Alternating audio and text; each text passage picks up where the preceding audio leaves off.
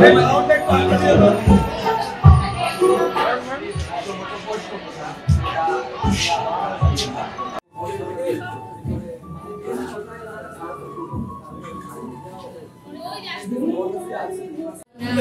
নাম এবং পরিচয়টা?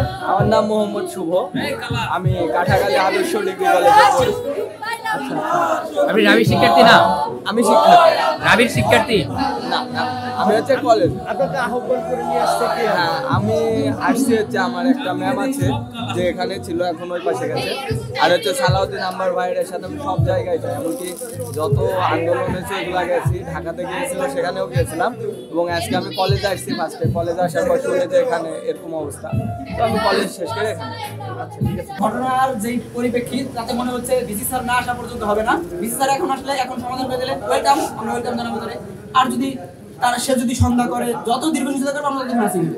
এরা অনেকেই আছে যে তারা এবার অ্যাডমিশন দিবে, অনেকে আছে তাদের ছোট ভাই ছোট বোন অ্যাডমিশন দিবে। অভিভাবকদেরকে আমরা সাদরে আহ্বান জানিয়েছি। আমরা কিন্তু শুধুমাত্র মানে এটা আমাদের কোনো লাভ আছে এটাই, প্রশ্নটা বাতিল হওয়া বা আবেদন ফি কমানো, এটা আমাদের আলটিমেট কোনো লাভ নাই। লাভটা কাদের? যারা এবার অ্যাডমিশন দিবে, যাদের সন্তান সন্ততি এবার অ্যাডমিশন দিবে, যাদের ভাই বোন এবার অ্যাডমিশন দিবে, তো তারা সেই জন্য এসেছে যে এই যৌক্তিক একটা আন্দোলনে তারা ইয়ে করার জন্য। এখন আপনি দেখেন 17 তারিখে এখানে এই সেম আন্দোলন হয়েছে, তখন কিন্তু বাইরের মানুষজন এসেছিল। কেন? কোটার যৌক্তিক সংস্কার চাই। তো এই কোটার ব্যবহারটা সব থেকে বেশি হয় হচ্ছে এই ধরনের বিশ্ববিদ্যালয়গুলোতে।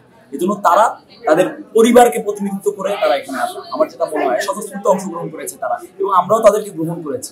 একটা সমর্থনের জায়গা থেকে বাইরের নাগরিকগণ বা যারা এই বিশ্ববিদ্যালয়ে মানে সুন্দরভাবে গঠিত, তারা মন্তব্য দিতে পারে, তারা এই বিষয়ে একটা জনমত গঠন করতে পারে ফেসবুকের মাধ্যমে বা আলোচনার মাধ্যমে।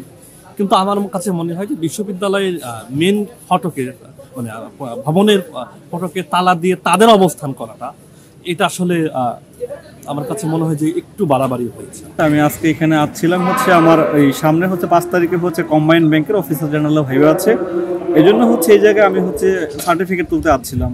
কিন্তু এসে হচ্ছে আসলে এখানে একটা হ্যাজেল দেখলাম যে সবাই হচ্ছে একটা বিষয় নিয়ে আন্দোলন করছে।